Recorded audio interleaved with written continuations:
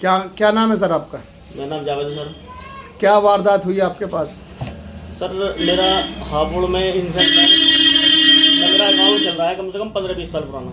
जी। कभी कोई ऐसा मामला नहीं हुआ मेरे साथ में। 5:12 पर 22 तारीख में तो मेरे पास मैसेज आते हैं सर, इसमें OTP आता है।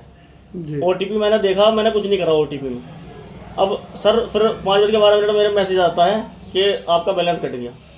उसमें कटाया जी 52,341 रुपये, फिर 353 रुपये और फिर 352 रुपये। तो मेरे साथ में 93,000 रुपये के आसपास धोखाधड़ी हुई सर। और मेरा पिन हैक करा है और सारी चीज़ मेरे पे हैं। मैं मेरे स्कूटर में वो रखा था उसका जो कार्ड होता है, और मोबाइल मेरे हाथ में। मैंने अमित भाई, जब आप बैंक में गए थे तो क्या कहा बैंक वालों ने? सर मैं बैंक में गया था ना सर, ऐसे ऐसे मेरा बैलेंस कट गया है। तो वो कहने लगे जी आपने कुछ ना कुछ करा है। मैं सर मैं 15-20 साल तुम्हारा अकाउंट चला रहा हूँ, मेरी तो मेरी इंश्योरेंस। अमित भाई, आपने साइबर क्राइम में रिपोर्ट करी क्या? हाँ जी सर, मैंने रिपोर्ट करी है साइबर क्राइम में। तो क्या कहा उन्होंने?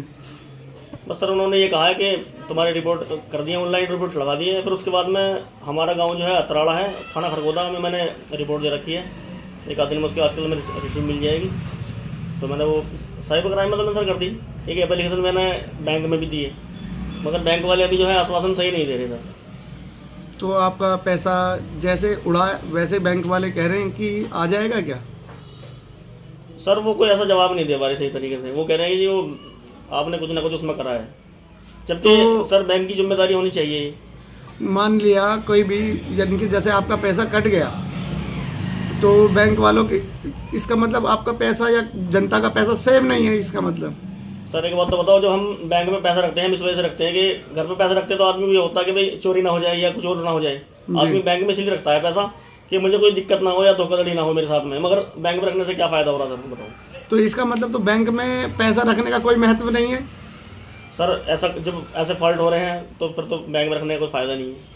तो कम से कम जैसे कि सर बैंक में हम चार्ज भी देते हैं, देखो हर साल का ATM का चार्ज भी देते हैं हम, ऐसा नहीं है। मगर फिर भी हमारा पैसा सेफ नहीं है, तो इसकी जिम्मेदारी किसकी होनी चाहिए सर? तो इसकी जिम्मेदारी तो बैंक की होनी चाहिए। जब आपने कोई OTP नहीं दिया, जब कोई भी कुछ नहीं किया, तो बैंक ने क्या बोला आपसे? सर बैंक ने बस यही बोला है जी आपने कुछ ना कुछ इसमें करा जरूर है। मैंने कुछ नहीं करा इसमें। आप अपना मोबाइल दिखा देते उन्हें। हाँ सब चीज़ दिखाई मैंने उसमें मोबाइल जब पैसे कटे हैं, कहाँ कटे हैं, कम से कम ये तो आपको ट्रांजेक्शन में दिखाई देता है किस चीज़ की। बेंगलुरु की आ रही है ये। बेंगलोर से पैसे कटा है आपका? हाँ जी। तो बेंगलोर गए हो आप क्या? मैं तो आज तक नहीं गया सर। बेंगलोर नहीं गए आप? नहीं। तो जब बेंगलोर नहीं गए तो आपका पैसा कटा कैसे? सर मैं तो यहीं हूँ, असोड़ा मेरी दुकान है और दुकान में बैठा था मैं उस टाइम जब मेरा पैसा कटा है। और जो पैसा कटा है बेंगलोर कटा है, कार्ड मिला है, कार्ड उसने स्वैप करा है। वो किस तरीके से स्वैप कर लिया सर बताओ? तो ये तो मैं चाहता हूँ कि ये बैंक की जिम्मेदारी होती है सर। बैंक को इसमें जो है संज्ञान लेना चाहिए।